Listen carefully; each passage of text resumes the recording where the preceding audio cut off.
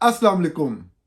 आज के इस प्रोग्राम में जिन मौज़ूआत पर हम बात कर रहे हैं उनमें शामिल है कि अब से थोड़ी देर कबल रावलपिंडी जीएचक्यू में कोर कमांडर्स कॉन्फ्रेंस हुई है। उसके हवाले से कौन सी अहम बातें बताई गई हैं, कौन से अहम इल्ज़ामात लगाए गए हैं और लीबिया में होने वाली एक नाम निहार डील के हवाले से और चंद दूसरे अहम मामलात के हवाले से क्या क्या कहा गया है, इसके ऊपर बात करते हैं। एक बहुत अहम मौजू जिसके ऊपर बात करनी है वो ये कि थ्री इडियट्स को प्रमोट किया जा रहा है एस्टेब्लिशमेंट बैक्ड मीडिया की तरफ से। चंद अहम शहरों में बैठे सहाफ़ी जो हैं वो थ्री इडियट्स को प्रमोट कर रहे हैं और पीटीआई से मुज़ाकरात की कुछ बातें हो रही हैं। ये सब सूरत हाल है क्या, ये थ्री इडियट्स को यकदम क्यों एक्टिवेट किया गया है, इस पे हम बात करेंगे। इस तरीके से मैं पीआईए की निजकारी के हवाले से आप बहुत कुछ सुन चुके हैं, मैं कोई तफसीलात में नहीं जाऊंगा, मैं लेकिन अपना एक पर्सपेक्टिव है उस हवाले से वो आपके सामने रखूंगा। लेकिन रावलपिंडी में हुई कोर कमांडर कॉन्फ्रेंस है उसके ऊपर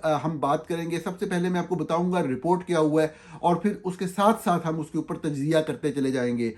इसकी हेडलाइन ये दी गई है मीडिया की तरफ से कि कौमी यकजहती, सलामती, इस्तेहकाम को नुकसान पहुंचाने की किसी को इजाज़त नहीं दी जाएगी। कोर कमांडर कॉन्फ्रेंस, मैं सिर्फ पढ़ता हूँ, शुरू में ही तबसरा शुरू नहीं करता, लेकिन सिर्फ इतनी दरख्वास्त कि आप गौर ज़रूर करते जाएं कि इस वक्त पाकिस्तान के अंदर मौजूद लोगों में से कौमी यकजहती यानी कि कौम के इत्तेहाद, यानी कि कौम के इत्तेहाद से मुराद क्या होता है कि बलूचिस्तान का, बलोच लोगों का, पख्तून लोगों का, सिंधी लोगों का, सराइकी लोगों का, पंजाबी भी हैं उनका, तो इनका आपस में जो एक इत्तेहाद है वो मिसाली हो, ये कौमी यकजहती है। तो इसको कौन नुकसान पहुंचा रहा है? क्या लोगों के अंदर कोई ऐसे ग्रोह हैं? ये क्या मुल्क की सलामती को किन लोगों से ख़तरा है? इस वक्त इकॉनमी जो तबाह हो रही है उसकी वजह, पीछे रीज़न कौन है? इस्तेहकाम, उसको किससे खतरा है? तो ये हेडलाइन है, इसको जहन में रखें। आगे मैं तबसरा कम करूंगा, पहले पढ़ूंगा फिर हम बात करेंगे, लेकिन आप इन चीज़ों को ज़रूर जहन में रखें कि इससे मुराद क्या है कि कौमी यकजहती, सलामती, इस्तेहकाम को नुकसान पहुंचाने वालों को की किसी को इजाज़त नहीं देंगे कोर कमांडर्स कॉन्फ्रेंस। हम बात शुरू करते हैं जी। वो कह रहे हैं कि रावलपिंडी पाक फौज की कोर कमांडर कॉन्फ्रेंस में वादे किया गया है कि कौमी यकजहती, सलामती, इस्तेहकाम को नुकसान पहुंचाने की किसी को इजाज़त नहीं दी जाएगी, चाहे ऐसे अनासर सियासी हों या कोई भी। कौन से ऐसे सियासी अनासर हैं जो कि कौमी इस्तेहकाम को नुकसान पहुंचा रहे हैं? कौन से ऐसे सियासी अनासर हैं जो ये कह रहे हैं कि बलोच अलहदा हो जाए, पश्तून अलहदा हो जाए, जो पश्तून इलाकों में जो मदनियात है या जो रेयर अर्थ मिनरल्स हैं वो हम पश्तून अवाम की मर्ज़ी के बगैर निकालेंगे, जिसको चाहे मर्ज़ी हम देंगे। बलूचिस्तान के अंदर जो भी माइंस हैं, मिनरल्स हैं, जो माइनिंग ब्लॉक्स हैं, वो हम अपनी मर्ज़ी से जिसको चाहेंगे वो देंगे। ये कौन सी सियासी जमात है जो ऐसा कर रही है? ये आप खुद सोचते जाएं, हम पढ़ते जाते हैं और बात को आगे बढ़ाते हैं। पाक फौज के शोबा तलक़ात आमा ISPR के मुताबिक जनरल आसम मुनीर की ज़ेर सदारत 273वीं कोर कमांडर कॉन्फ्रेंस मुनक्कद हुई, जिसमें फोरम ने दहशत गर्दी के हालिया वाक़यात में शहीद होने वालों के लिए इसाले सवाब और फातिहा ख़्वानी की। मतलब ये लोग जब भी बैठते हैं एक बुनियादी काम जो ये करते हैं, ये इसाले सवाब और फातिहा ख़्वानी करते हैं, बजाय उन दहशत गर्दों को नेस्तो नबूद करने के जिनको इन्होंने खुद पैदा किया था। इनका काम सिर्फ़ और सिर्फ खराज अकीदत, खराज तहसीन और फातिहा पढ़ना रह गया है। और मुल्क के जो हालात हैं वो KPK के अंदर रहने वाले, खैबर पख्तूनख्वा के अंदर रहने वाले किसी शहरी से पूछ लें, बलूचिस्तान के अंदर रहने वाले किसी शहरी से पूछ लें, सिंध के अंदर रहने वाले किसी शहरी से पूछ लें, कराची के अंदर रहने वाले किसी शहरी से पूछ लें, पंजाब में, साउथ पंजाब में, सराइकी वसेब में रहने वाले किसी शहरी से पूछ लें, सवाए पंजाब के चंद बड़े शहरों के, आप किसी भी शख्स से किसी भी इलाके में वो रहता हो आप पूछेंगे तो वो आपको बताएंगे कि इस वक्त लॉ एंड ऑर्डर की सूरत हाल क्या है, लोग किस तरीके से मर रहे हैं, किस तरीके से सिक्योरिटी मैकेनिज्म नाकाम हो चुका है, मईशत की क्या सूरत हाल है, किस तरीके से बेरोज़गारी और बदहाली है। लेकिन बहरहाल जो इसाले सवाब है वो जारी है। आगे कह रहे हैं जी, फोरम ने हालिया दहशत गर्दी के वाक़यात में जानों का नजराना पेश करने वालों को खराजे अकीदत पेश किया। फिर वही आ गया जी। ISPR के मुताबिक फोरम ने गैर मुल्की एमा पर दहशत गर्दी के फ़रोग के खिलाफ मादरे वतन का तहफ़्फ़ुज़ करने वालों को खराजे अकीदत पेश किया।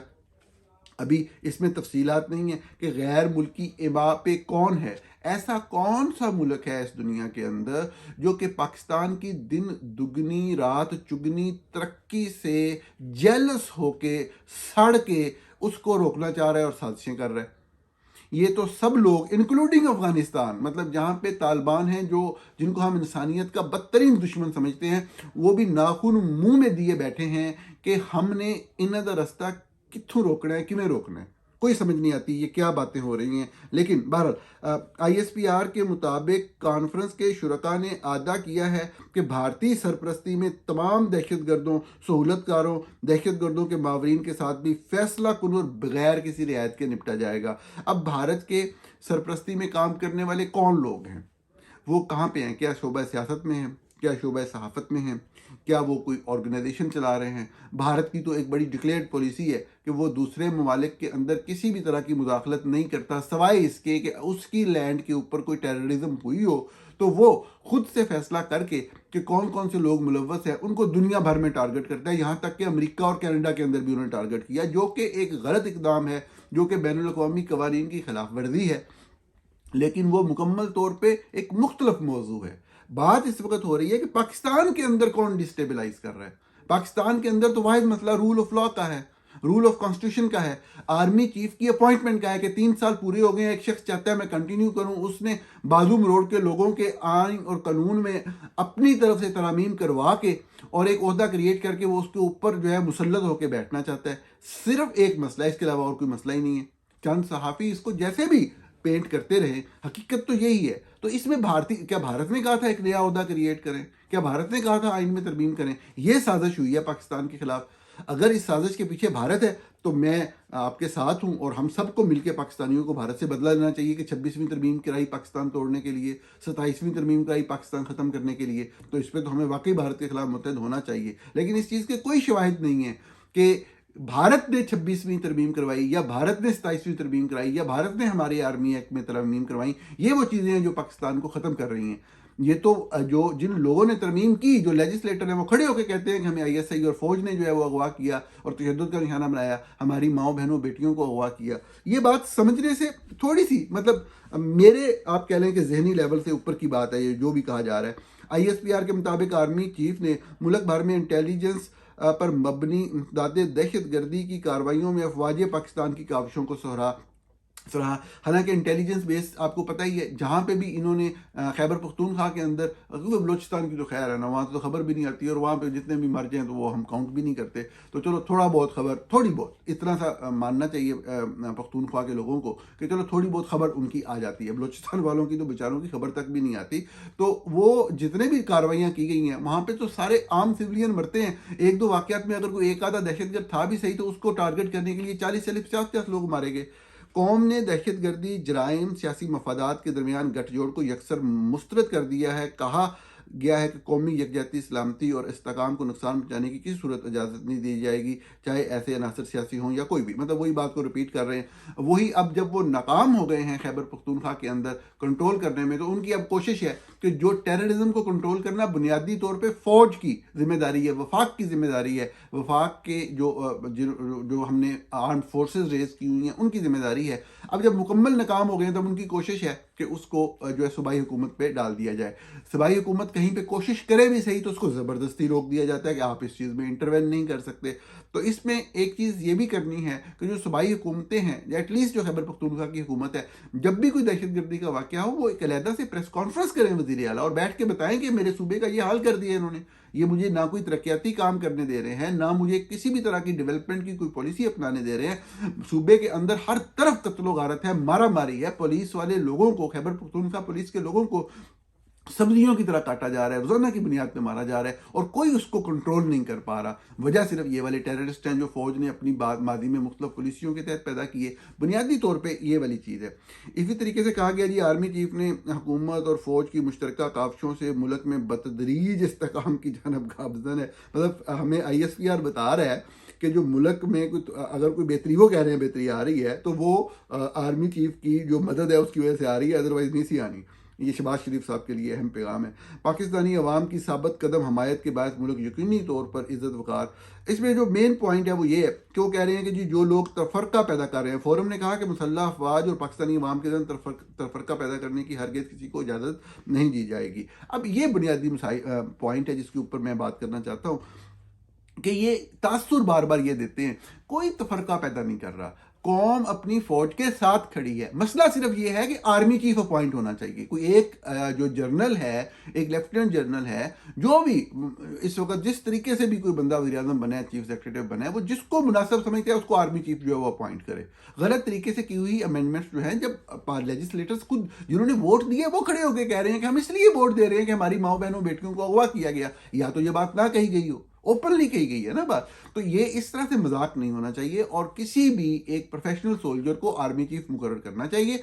फौज और अवाम हमेशा से एक थे। अगर कोई कहीं पे इसमें कोई मुनाफकत करने की जरूरत नहीं है, खुल के बात की जानी चाहिए। अगर कोई बंदा तनकीद करता है तो वो सियासत में मुदाखलत पे करता है। फौज के किरदार, फौज के रोल पे किसी को भी कभी भी कोई उस तरह से प्रॉब्लम नहीं रहा है। जब भी वो हालांकि जो भी फौज का एक दफाई किरदार है, वो भी जो भी सिविलियन अथॉरिटी सोचे या प्लान करे उसके मुताबिक होना चाहिए और वहां पे एतराज किया जा सकता है। लेकिन असल मसला तो सारा उनका गवर्नेंस और सियासत में मुदाखलत है और कारोबार हर तरह के फैलते हुए, जिसकी वजह से आम लोग जो है एक फेयर कंपटीशन के अंदर कारोबार नहीं कर सकते। असल मसला तो सारा ये है। तो इसको साफ ज़ाहिर है कि एक मुख्तलिफ रंग देने की कोशिश किया जाना भी बहुत ही गलत है।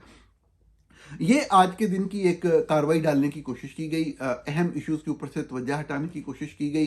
जो लीबिया के अंदर वो डील करके आए हैं, एक हिस्से में लीबिया के ऊपर काबज़, गैर कानूनी तौर पे काबज़ एक जत्था जो है उसके साथ करके आए हैं और ये खबरें चलवाई कि जी इनके पास चूँकि ऑयल है तो ये हमें पता नहीं कितने 4.5 बिलियन डॉलर की डील देंगे। सारी दुनिया हंस रही है, मजाक कर रही है कि जो हुकूमत वहाँ पे अक़वाम मुत्तहिदा और दूसरे ममालिक की तस्लीम शुदा हुकूमत है, एक लेजिटिमाइज हुकूमत है, उसको लेजिटिमेट हुकूमत को तस्लीम करने की बजाय या उनके साथ काम करने की बजाय वो दूसरे विंग को असला बेचने की बात कर रहे हैं। पहली बात यह है कि वो इतनी बड़ी डील, इसके ऊपर अमल दरामद होना, इसका ड्यूरेशन क्या है, कोई ऐसी तफसीलात सामने नहीं आई। दूसरी बात यह, ड्यूरेशन 10 साल भी हो, कोई ये कर ही नहीं सकते। इनके पास वो जो एक रिक्वायरमेंट है, जो अगर इनके पास उसको मैन्युफैक्चरिंग की कैपेबिलिटीज़ हैं भी सही, तो जो मुल्क के हालात है उसमें ये किस तरीके से इस तरह की डिलीवरी दे सकते हैं। मैंने वही अर्ज़ किया और बड़े अरसे से अर्ज़ कर रहा हूँ, जब तक फ़ौज के अंदर डिसिप्लिन नहीं आएगा, जो बदकिस्मती से सबसे ताकतवर अदारा बन गया है, पाकिस्तान आगे नहीं चल सकता। पाकिस्तान में फ़ौज को अपने नए आर्मी चीफ की ज़रूरत है। नाज़रीन, अगले मौजू पे चलते हैं और ये मौजू है 3 इडियट्स के बारे में। और 3 इडियट्स को जो है वो इस्तेमाल कर रही है एस्टेब्लिशमेंट पिछले कुछ अरसे से, और उनका मकसद जो है वो नफाक पैदा करना है और इंतशार फैलाना है पाकिस्तान के अंदर। और एस्टेब्लिशमेंट बैक्ड मीडिया जो है वो मुसलसल इन 3 इडियट्स को जो है वो प्रमोट कर रहा है, इनकरेज कर रहा है। मैं देख रहा था पेशावर से भी मुख्तलिफ सहाफ़ी बार बार फवाद चौधरी और महमूद मौलवी और जो ये इमरान इस्माइल वगैरह हैं, इनके बारे में मुख्तलिफ चीज़ें लिख रहे थे। और भी बहुत सारी खबरें मुसलसल छप रही हैं पाकिस्तानी न्यूज़पेपर्स में। PTI वाले जो पार्टी है उनकी खबर नहीं छप रही। तो ये मैं सिर्फ पे ये कहना चाहता हूँ कि ये एक तो फ़ौज की भी मैंटेलिटी होती है कि वो जब सेटअप बनाती है तो बाद वो सिर्फ हुकूमत लेके आते हैं, अपोजिशन को थोड़ा सा तड़पने देते हैं ना, थोड़ी बहुत आवाज़, मतलब है कि दुनिया को लगे अभी इधर कोई अपोजिशन भी है। अच्छा, लेकिन जब फौज गुस्से में होती है तो फिर वो अपोजिशन भी खुद बनाती है, अपोजिशन भी अपनी मर्जी की लेके आती है, ताकि LFOs वगैरह और 17वीं तरमीम और ये जो भी मतलब मामला माजी के, तो वो फिर ताकि अपनी मर्जी से जो भी हम जिस तरीके से आगे चलना चाहें वो चल सकें। और दूसरी तरफ शरीफ फैमिली को भी ये वाला सेटअप बड़ा अच्छा लगता है। हमें याद है 2022 में, आप लोग अपने जहनों पे अगर थोड़ा सा जोर डालें तो आपको याद आएगा कि एक अपोजिशन क्रिएट की गई थी राजा रियाज साहब की, जो PTI से एक MNA थे, उनको मुनहरफ करके और उनको अपोजिशन लीडर बना के तो फिर वो उनके साथ मुज़ाकरात भी होते थे और राजा रियाज साहब के ज़रिए मशावरत करके उन्होंने मतलब अदारों के सरबराह, नैब शैब और आगे जो केयर टेकर प्राइम मिनिस्टर आना था वो सारा उन्होंने उनके साथ मुशावरत करके लगाया। तो साथ है ये कानून का मजाक होता है, कानून का मजाक होता है, पाकिस्तान का तमस्कुर उड़ाया जा रहा होता है। लेकिन मैं आपको बताऊं कि ये मेरे आपके मसले हैं, ये आइन कानून पाकिस्तान, ये जो जर्नल होते हैं ना, जनरल आसम मुनीर जैसे जो डिक्टेटर होते हैं और जो शरीफ फैमिली जैसे ये लोग जो कि इन जर्नलों के प्रवरदा होते हैं और उनके हाथों में खेलते हैं, इनके लिए ये मजाक होती हैं ये बातें। आइन पाकिस्तान तो कानून, ये इन चीज़ों को इस तरीके से इन अंदाज में लेते हैं। इनके लिए शुगल होता है ये सारा। तो ये फिर बैठ के राजा रियाज के साथ जो है वो मुशावरत करते हैं, मुज़ाकरात करते हैं और फिर मामलात का हल करते हैं और फिर वो उनको उस हल को इम्प्लीमेंट भी करते हैं। आजकल जियो जंग ग्रुप इनके साथ मिला हुआ है। अब हुकूमत और पीटीआई में मुज़ाकरात हो रहे हैं, आप मेरी बात पे यकीन नहीं मानेंगे, ये हकीकत है कि मुज़ाकरात हो रहे हैं। एक तरफ हुकूमत के लोग बैठते हैं और एक तरफ जियो और जंग ग्रुप के लोग बैठते हैं, जो कि बुनियादी तौर पे पीटीआई होती है। मतलब अब वो कह रहे हैं कि पीटीआई कौन सी है, वो भी वो जो हम तसव्वुर करें वो पीटीआई है। अब इसको रंग क्या दिया जा रहा है, वो कहा जा रहा है जी कि एक कोई नेशनल डायलॉग कोई कमेटी बन गई है रिकन्सिलिएशन कमेटी के नाम से, और जो डायलॉग है और उस हवाले से नेगोशिएशन की जो कमेटी बनी है उसमें मतलब है कि वो लोग शामिल हैं जो कि एंटी पीटीआई हैं, जो पीटीआई के खिलाफ थे, जो कि फौज के साथ खड़े थे जब भी मामला ख़राब हुए। मैंने आपको पहले भी सिंपल सी और सादा सी एक बात की है और हमेशा मैं यही बात करता रहा हूँ कि अगर जो भी ये लोग हैं, इमरान इस्माइल वगैरह, इनको बड़ा मतलब है कि पीटीआई के साथ मिलके एक अरूज मिला, लोग इनको जानने लगे। अगर ये लोग मुश्किल वक्त में पीटीआई छोड़ भी गए तो हम पाकिस्तान के ज़मीनी हकाइक को समझते हैं। हम समझते हैं कि बाज़ औक़ात ऐसी सूरत हाल क्रिएट कर देती है फौज के इंसान के लिए सांस लेना मुहाल हो जाता है, पाकिस्तानियों के लिए जीना मुश्किल हो जाता है। ये बात फैक्ट है, बहुत से लोगों के साथ इस तरह की सूरत हाल क्रिएट की गई। तो ये लोग वापस आ जाते हैं ना, तो ये लोग तो वापस नहीं आए थे और ये तो मुसलसल इमरान खान के खिलाफ जो रहे ना, मुसलसल ये जस्टिफिकेशन देते रहे इमरान इस्माइल और फवाद चौधरी जैसे लोग कि इमरान खान क्यों गलत है, कैसे गलत है, किस तरीके से कौम के फौजी तनसीबात के ऊपर हमला हुआ है, किस तरीके से मतलब है कि इंतशार की बातें करते रहे, फसाद की बातें करते रहे। किस दिन तक? 8 फरवरी 2024 तक, जब तक इलेक्शन नहीं हो गया, क्योंकि ये समझ चुके थे कि फौज ने मक्खू ठप दिया है, हुण कभी पीटीआई खड़ी नहीं होगी। जैसे ही सूरत हाल सामने आई असल, जो कि सरप्राइज था, साफ ज़ाहिर है इनके जो मतलब गॉडफादर थे जनरल आसम मुनीर, उनके लिए भी, शरीफ फैमिली के लिए भी, तो इन लोगों ने खुद भी जहन बदला और फिर साफ ज़ाहिर एस्टेब्लिशमेंट ने इनकी ड्यूटी लगा दी कि तो आपकी फील्डिंग इधर ही है, आपने इधर ही रहना है और हमने आपके ज़रिए फिर मामला को बेहतर करना है। और साफ ज़ाहिर है एक दिन ये इमरान खान को कायल करके इनको पार्टी में भी दिलवा देंगे। ये वो बात है जो मैं मुसलसल कहता रहा हूँ। लेकिन इस वक्त बात ये हो रही है कि पीटीआई के तमाम लोग, जो मेरी बात होती है, वो मुज़ाकरात करने के लिए तैयार हैं। इमरान खान को मुज़ाकरात पे कोई एतराज़ नहीं है, लेकिन जिद है कि मुज़ाकरात अपनी मर्जी के लोगों से करने हैं और तमस्खुर उड़ाना है, बेइज्जत करना है, तजलील करनी है। स्पीकर कौमी असम्बली की तरफ से दावत जाती है, बात होती है और साथ में गिरफ्तारियां हो रही होती हैं, एक्शन हो रहा होता है और ये तासुर दिया जा रहा होता है कि आप पोजीशन ऑफ वीकनेस से हमारे सामने आके बैठे हैं। अब अगर मुज़ाकरात के लिए कोई भी सिंसियर हो तो मैंने भी अपने साबका प्रोग्राम में खुल के कहा कि अगरचा जो लोग सामने हैं इनके साथ बैठना इंसानियत की तौहीन है। ये लोग अपने आप को बेच के, अपनी इज्जतें बेचकर इक़्तिदार तक पहुंचने के कायल हैं, ये डील करने के कायल हैं। लेकिन इस सारी सूरत हाल के अंदर इसके अलावा चारा कोई नहीं है। अल्टीमेटली आप जिस सिचुएशन में भी हो, आपको डायलॉग करना पड़ता है, आपको टॉक्स करनी पड़ती हैं, आपको अगले की भी सुननी पड़ती है, अपनी भी सुनानी पड़ती हैं, अगले को भी मजबूर करना होता है, एक आधा कदम पीछे हटे, एक आधा कदम आपने भी पीछे हटना होता है। लेकिन जो बातचीत होती है वो रियल करेक्टर्स के दरमियान होती है, जेन्युइन करेक्टर्स के दरमियान होती है। 3 इडियट्स का उसमें कोई रोल नहीं होता। तो ये जो 3 इडियट्स का मामला लेके चल रही है एस्टेब्लिशमेंट, इसमें एस्टेब्लिशमेंट को नाकामी होगी और सबसे अहम, मुझे और कोई सरोकार नहीं, पाकिस्तान का मजाक हो रहा है, आइन का, कानून का मजाक हो रहा है। इस हद तक ना जाए। नाज़रीन, मैंने सिर्फ पीआईए के हवाले से आपके साथ ये चीज़ शेयर करनी है कि एक तरफ तो ये है कि जी it is not the business of the government to do business, ये बात बिल्कुल फैक्ट है और हम इस चीज़ के कायल हैं। अगर जो हमारी बात सियासी जमातें, खुसूसन पाकिस्तान पीपल्स पार्टी एक मुख्तलिफ नुक्ता नज़र रखती है, मुझे उनके नुक्ता नज़र का एहतराम है, लेकिन साफ ज़ाहिर है कि वो फैक्ट्स से और हकीकत से बहुत दूर है और ये बात गलत है कि एक काम करने वाले शख्स को या एक मेहनत करने वाले शख्स को या मजदूरी करने वाले शख्स को कोई रोज़गार मिलता है, कोई काम मिलता है। नहीं, ऐसी बात बिल्कुल भी नहीं है। चंद मखसूस लोग, मफाद परस्त लोग, मफाद परस्तों का एक टोला जो है वो वहाँ पे काबज़ होता है और उन्हीं को मफादत मिल रहे होते हैं और उनके एस्टेब्लिशमेंट में भी, इदारों में भी और चंद सियासी पार्टियों में भी उनके मास्टर्स होते हैं और वो सब निज़ाम चल रहा होता है। ये जुल्म है पाकिस्तान के साथ कि इस तरीके से आप मतलब है कि जो हुकूमत है वो इस तरह के बड़े बड़े इदारे चलाए क्योंकि हमने ये देखा है कि जितने भी इदारे, चाहे वो पीटीआई पीटीवी हो, रेडियो पाकिस्तान हो,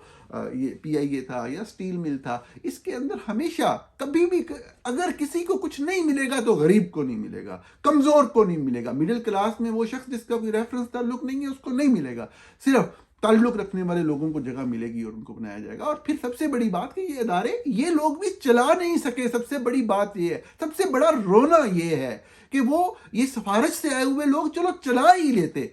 500 अरब कौमी खजाने से गरीब टैक्स पेयर मनी से दिया जाता रहा। यानी कि जब वो सफर करते थे, मैं बार बार मिसाल देता हूं, इस्लामाबाद से कराची अगर 30,000 की टिकट उनकी रिटर्न होती थी तो उसमें से आधे से ज्यादा पैसा अवाम दे रही होती थी, गरीब लोग दे रहे होते थे जो बेचारे ट्रेन और बसों पे सफर करते हैं। और इस बात की लोगों को समझ भी नहीं आने दी जाती, शऊर भी बेदार नहीं होने दिया जाता।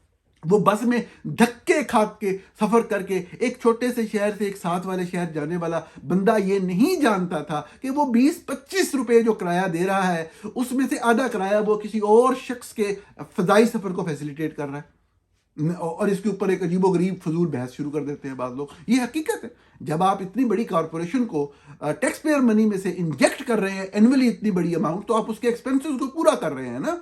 वो एक्सपेंसेस जो उसकी सर्विसेज इस्तेमाल कर रहे थे पैसेंजर्स, जितना टोटल बन रहा था, जितने उसके खर्चात थे उसके मुताबिक उसको टिकट की कीमत होनी चाहिए थी। वो अगर उतनी कीमत रखते तो फिर को सफर ना करता। बाकी सस्ती टिकट वाली भी मौजूद थी, यहाँ करप्शन थी, यहाँ एक्सपेंसेस ज्यादा थे।